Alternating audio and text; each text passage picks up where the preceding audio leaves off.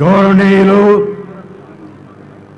రాష్ట్ర ముఖ్యమంత్రి చంద్రబాబు నాయుడు గారికి సభావేదికను అలంకరించిన తెలుగుదేశం నాయకులకు, మా ఎదురుగా కూర్చున్నటువంటి తెలుగుదేశం కుటుంబ సభ్యులకు అందరికీ కూడా నమస్కారాలు పెడుతూ, చంద్రబాబు నదుల అనుసంధానమే చేసేవారని మనకి బాగా గుర్తు.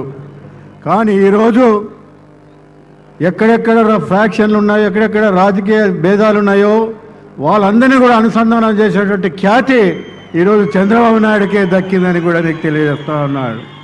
అటు రామసుబ్బారెడ్డి, ఆదినారాయణ రెడ్డి, అటు రాజు గారికి, ఒక రాజుకి శత్రుఘ్న రాజు గారికి, అదేవిధంగా వంగవీటి రంగా, మరి అదేవిధంగా ఈ దేవినేని ఉమా వాళ్ళకు ఈరోజు ఇక్కడ కోట్ల కుటుంబానికి, కేఈ కుటుంబానికి అనుసంధానం చేసినటువంటి ఖ్యాతి కేవలం చంద్రబాబు నాయుడు శక్తి కోసం చేశాడు. ఇంకొకరైతే ఈ కార్యక్రమం చేయలేరని మాత్రమే నేను తెలియజేస్తూ, వారు తలుచుకున్నటువంటి కార్యక్రమాన్ని విజయవంతం చేయాలంటే మనం ఇక్కడ 150+ తెలుగుదేశం ఎమ్మెల్యేలను గెలిపించాలి.